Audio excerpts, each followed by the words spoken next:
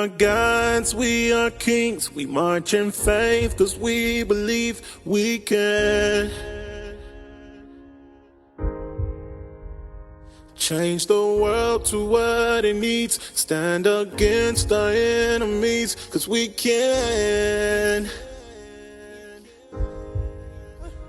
Yeah, can't nothing ever stop us.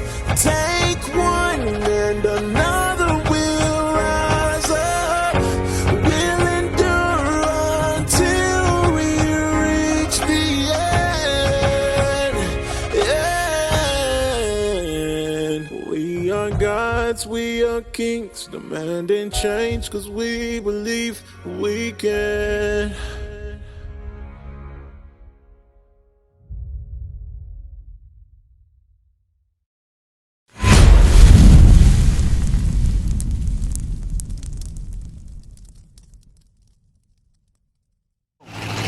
Okay, on the tribe of Ephraim. Now, I want to prove to you that you are an Israelite today.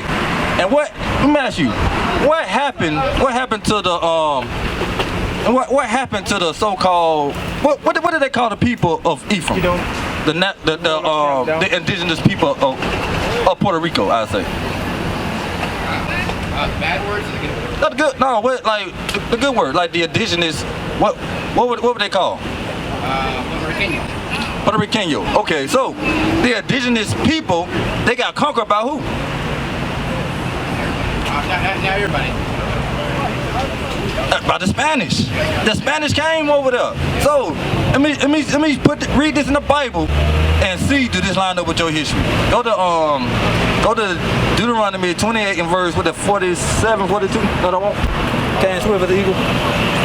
49. Give me Deuteronomy 28 verse 49. Let me show you something. Then I want Hosea 8 and 1, I think. Read. Deuteronomy chapter 28 and verse 49. The Lord shall bring a nation against thee from far, from the end of the earth, as swift as the eagle flieth. So when Puerto Ricanos, they was on that island, right? They were on the island. What happened to them? What happened to them? The Spanish or the conquistadors came to the island, right? Yeah. And what they came bearing? An eagle. That came with it. The Spanish sign, if you look on this coin, look to that coin right there. Yeah. The Spanish sign was an eagle. Yeah. That's what they came with. It happened. That biblical prophecy that happened to the tribe of Ephraim. Right. Read. The Lord shall bring a nation against thee from far, from the end of the earth, as swift as the eagle flieth. Come on. A nation whose tongue thou shalt not understand. Now let me ask you a question. Was the so-called Puerto Ricans, which means rich port, actually, were they speaking Spanish from the start? Were they always speaking Spanish? No. What? English. They weren't speaking English either. Bring it out. They weren't speaking that either, because where did we get Spanish and English from? Bring it out. The people that came in over there and enslaved us. Right. That's where we get those languages from. Our people were speaking Hebrew back then. Right. And they found the stones in Puerto Rico, and they found the stones in Central America and the southwest region of the United States that got the old style of Hebrew on it. So we wasn't speaking Spanish or English.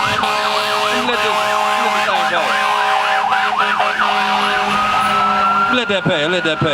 So that's what happened. Give me Hosea chapter 8 and verse 1. Read it out. Let me see what that says. What that is? Yeah, read that. Hosea chapter 8 and verse 1. Bring it out. Set the trumpet to thy mouth. He shall come as an eagle against the house of the Lord, because they have transgressed my covenant and trespassed against my law. So that's what happened. The children of Ephraim, they went off into idolatry. And what happened was the Lord sent these nations against his people for breaking his laws. Right. That's to let you know. Because think about it. The Puerto Ricans, they had a traditional dress. They had a traditional way of doing things. They probably, have you ever seen those fringes? Never seen those fringes before. So some of the Northern Kingdom, they originally had them fringes on their clothes, even when they lost the law. Even when Bring that up.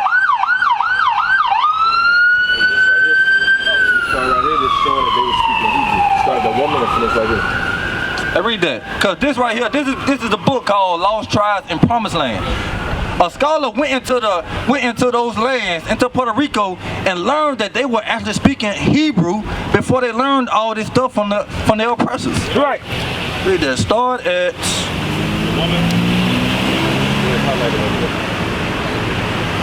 Start right there where it says those Indians, because when Christopher Columbus came to this side of the world, who did he say that they was? He called them what? He said he was looking for who? You know, when Christopher Columbus came over here, what did he say he was looking for? Even though he knew where he was going, but what did he say? What do the history books tell us? Man, it ain't gold, He said he was looking for India, right? So he called them Indians. Indians, right. So you got they called Apaches Indians, the Cherokees. But not only them though. Not only them. The ones he found in Puerto Rico too. He also called all them Indians. Right. Was another word for slave actually. Read. But let's see what those so-called Indians told him that who they were. Read. Lost Tribes in Promised Lands, page 364. Those Indians, he told himself, they are Hebrews. They are who? They are Hebrews. So they were Hebrews. That's who they really were. Because they knew, hey, if you go into these votes of the Vatican, they know who you are. We are the only ones who don't know who we are. Right. And then when he found them, those so-called Indians, they were speaking Hebrew. Now drop down to, start reading at, read that. The woman got off and spoke to Francisco in the Indian tongue that Montesinos could not understand, although he could perceive that he was being identified in the conversation. She then turned to her male companions to explain the situation.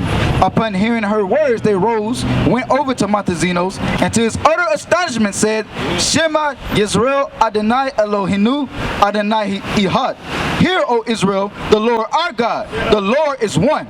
They had recited in Hebrew the fundamental credo of Judaism. You heard that, bro? That's what they found. So they was not speaking no English. They was not speaking no Spanish back then. They were found to be speaking what? Hebrew. That's right. Hebrew. Give me that note. Give me that Hosea 8. I think that's Hosea 8 about the period. Hold on, one second. You got it. Read. Hosea chapter 8 and verse 13. They sacrifice flesh for the sacrifices of mine offerings and eat it, but the Lord accepteth them not. Now will he remember their iniquity and visit their sins. They shall return to Egypt. You heard what happened? Because all out through Central and South America, they was doing what? They was committing sin by hunting each other and pretty much eating each other. That's what they were doing all the way from the Americas down to Puerto Rico, all the way to Peru and all these different lands. And so as we read earlier, that Egypt means captivity. So we read in Hosea 8 is that we transgress the laws of God.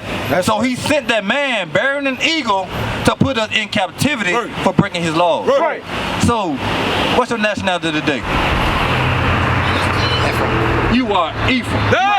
You are an Israelite. Right. You are an Israelite. Right. You got 1 second. Let me show you what happened. Let me give you a little bit more. Give me that 2nd Ezra 13 and verse 40. Let me show you something else. I'm gonna prove to you. I'm gonna prove to you today because we gotta let the Bible speak. Can't go off what we say. Because before your people came over here, there was nobody here. There was nobody. Your people were the first people on this side of the world, not Columbus. They say how you gonna discover something that was already here? Read. 2nd Ezra chapter 13 verse 40.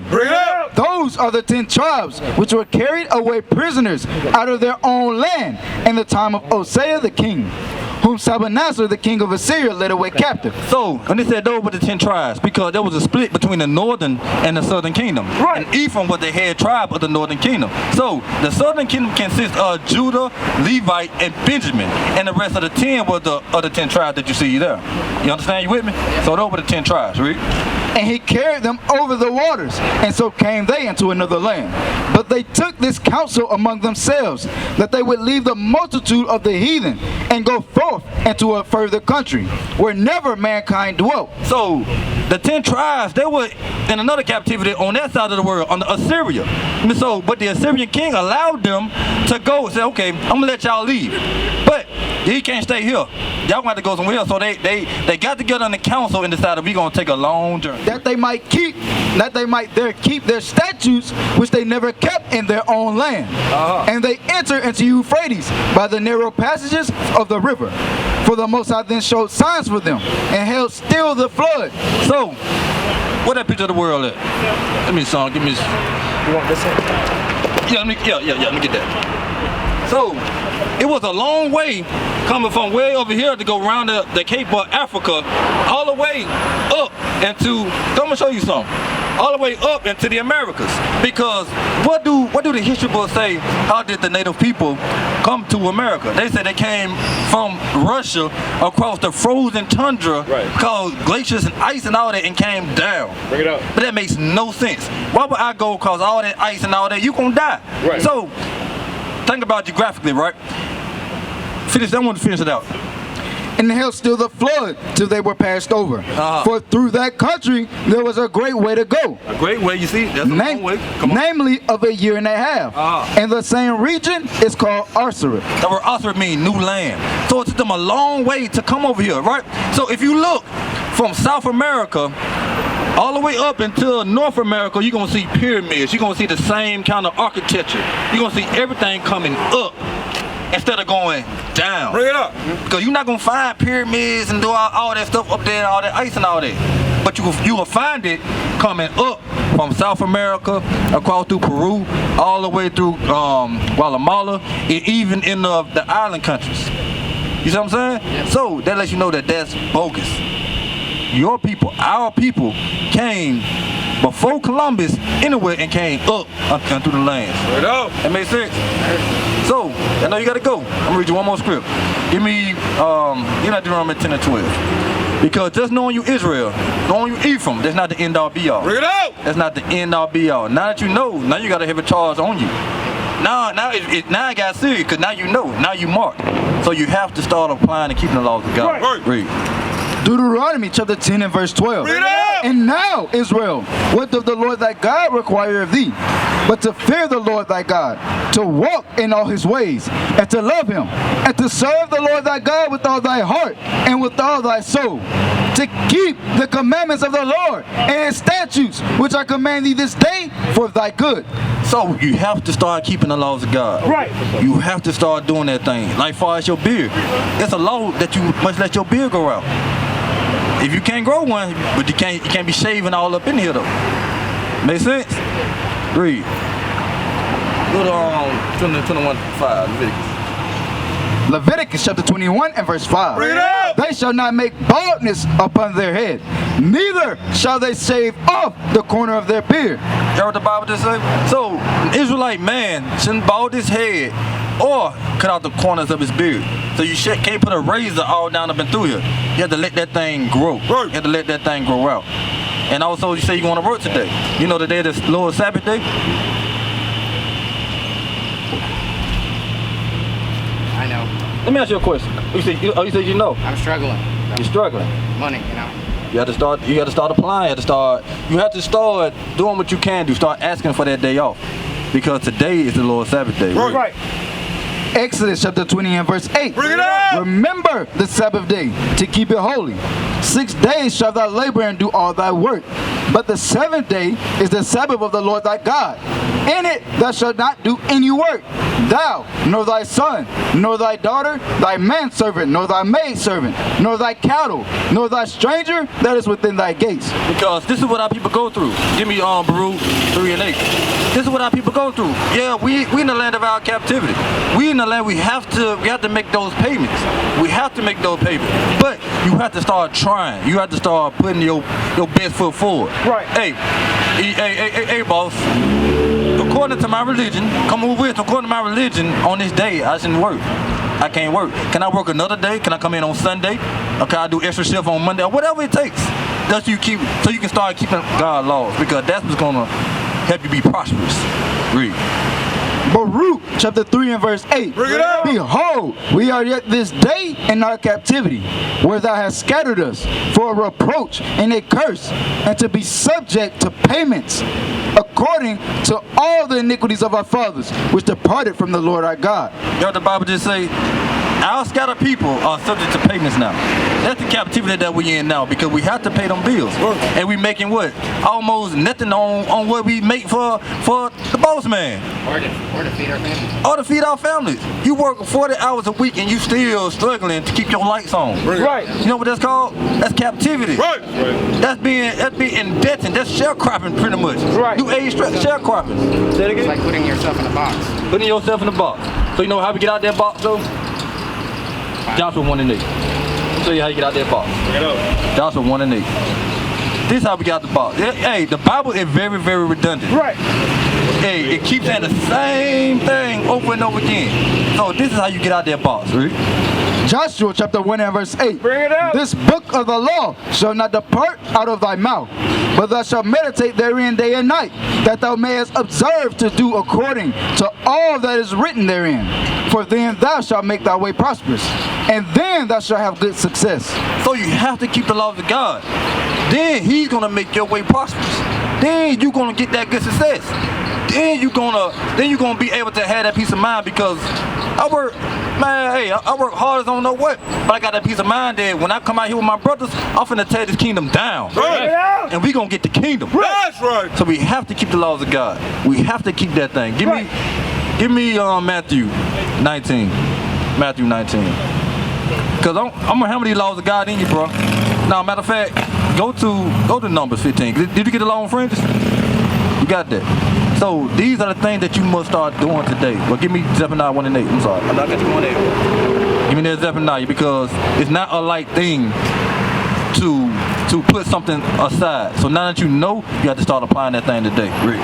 Zephaniah chapter 1 and verse 8. Bring it out. And it shall come to pass in the day of the Lord's sacrifice, that I will punish the princes and the king's children, and all such as are clothed with strange apparel. You heard that, my brother? So, not applying God's commandments on your clothes, wearing what he wants you to wear, he calls that strange apparel. And he said he will punish you. So how do God punish you? By, putting, like,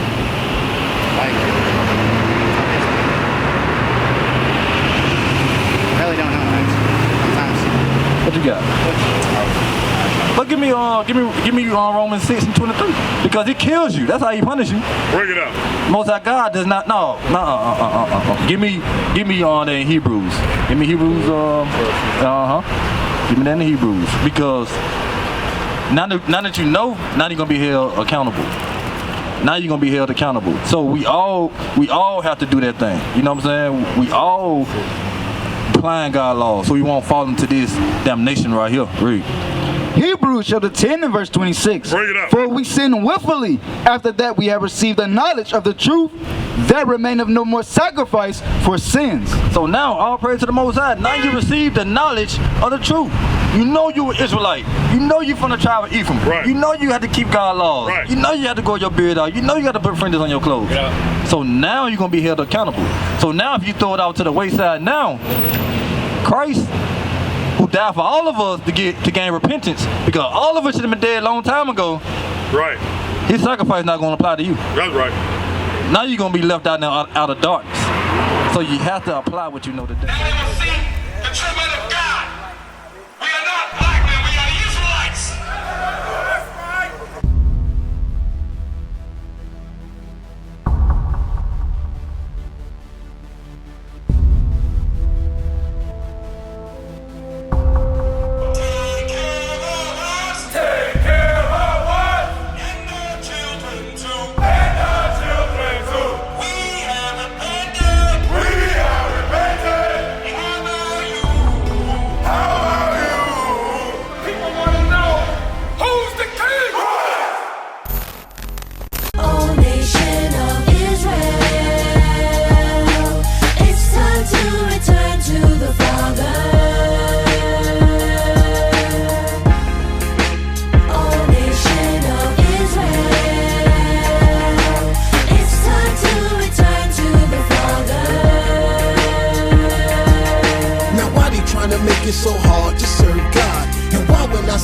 I'm a Jew, it sound odd. For years I've been walking around saying that I'm a black man. I ain't saying that no more, it sound wrong, man. This is Bishop Nathaniel of Israel United in Christ.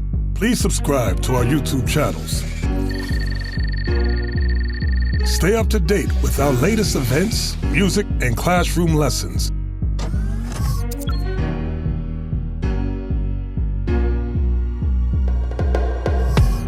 I.U.I.C plans to continue visiting different countries where this gospel has not been preached before.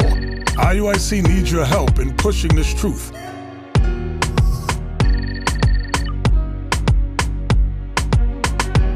So join us. Subscribe to our Instagram, Facebook, Twitter, and podcasts, and stay up to date with us.